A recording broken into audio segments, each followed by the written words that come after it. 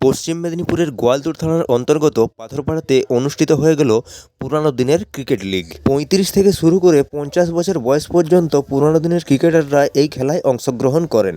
Patharpara legend, Patharpara senior, retired 11 এবং guest 11 এই 4টি দল নিয়ে শুরু হয় আজকের এই টুর্নামেন্ট। আকর্ষণের কেন্দ্রবিন্দুতে ছিল লেজেন্ড 11, কারণ 40 বছরের উপরে সমস্ত ক্রিকেটারদের নিয়ে তৈরি করা এই দলটার সমস্ত ক্রিকেটারদের উৎসাহ ছিল দেখার মতো।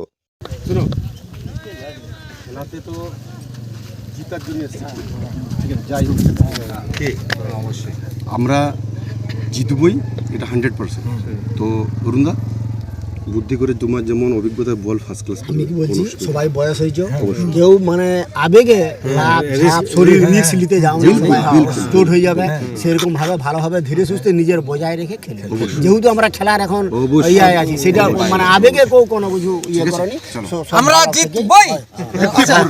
আর এরা হলেন সেই মহান ব্যক্তি সন্দীপ দাস এবং সুজিত দুলে মহাশয়, যাদের আইডিয়াতে পুরানো দিনের ক্রিকেটারদের নিয়ে পুরানো দিনের লিগটি অনুষ্ঠিত করতে আমরা সকলে এগিয়ে আসি। সেমিফাইনালের প্রথম খেলায় মুখোমুখি হয় লেজেন্ড 11 এবং গেস্ট 11। লেজেন্ড 11কে পরাজিত করে গেস্ট 11 ফাইনালে ওঠে, আর দ্বিতীয় খেলায় রিটায়ার্ড 11 সিনিয়র 11কে পরাজিত করে ফাইনালে ওঠে। ফাইনাল ম্যাচে গেস্ট 11কে পরাজিত করে শ্যামল অধিকারীর নেতৃত্বাধীন রিটায়ার্ড 11 চ্যাম্পিয়ন হয়। তারপর পুরস্কার বিতরণী সভায় বক্তব্য রাখেন এলাকার প্রবীণতম ক্রিকেটার, যাদের খেলা দেখে আমরা খেলতে শিখেছি, সেই অরুণ মান্না এবং মুকুন্দ দেব মহাশয়। বল কেনার পয়সা থাকতো না, ব্যাট কেনার পয়সা থাকতো না, 2 টাকা করে মাসের চাঁদা নিয়ে আমরা খেলা শুরু করি।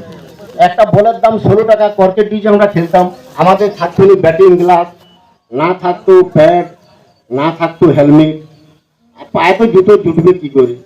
তারা তাদের পুরানো দিনের অভিজ্ঞতা তুলে ধরেন আমাদের সামনে, কিভাবে এলাকায় ক্রিকেট খেলা তারা শুরু করেছিলেন। এইভাবেই পুরস্কার বিতরণের মাধ্যমে আজকের মিলন মেলাটির পরিসমাপ্তি ঘোষণা করা হয়। এই এলাকার এই সমস্ত পুরানো দিনের স্টার ক্রিকেটারদের নিয়ে পাথরপাড়া এলাকায় ক্রিকেটের যে নবজাগরণের প্রচেষ্টা শুরু করা হয়েছে তা সফল হোক এবং এই রকম মিলন মেলা প্রতি বছর হোক, এই আশা রেখে আজকের ভিডিওটা এখানেই শেষ করছি।